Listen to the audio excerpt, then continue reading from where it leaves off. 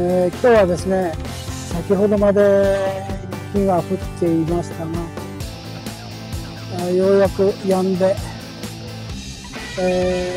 日が差し出てきます。ということで、久しぶりにですね、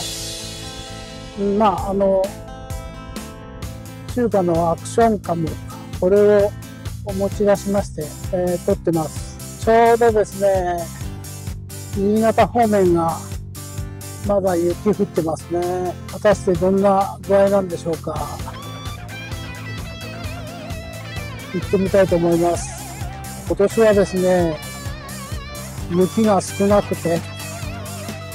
非常にありがたく思ってますが、今日もですね、この激安中華のアクションカムは、ワイヤレスマイクで音声を取っています。果たして音声うまく取れてますね。後で見てみないとわからないといったところが微妙なんです。これワイヤレスマイクでね、音声が取れるというところが売りなんですけど、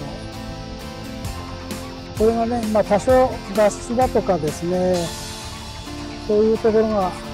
悪くてもワイヤレスで音声が取れるというところから試しに撮ってます。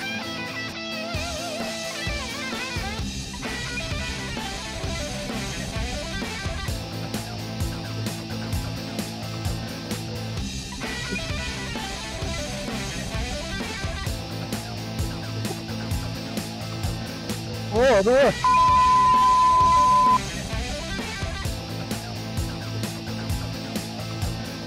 無理してね、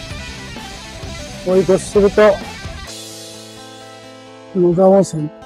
ですね。ちょうど除雪車が前にいますので、イケイケということで、交差点もくっきりとね見えてますが、もう白一色なもんで目が焼けてね、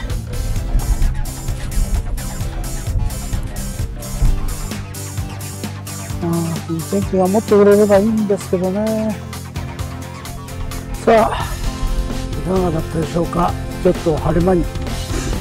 カメラを持って出てきましたが、そろそろ今日の動画は以上にしたいと思います。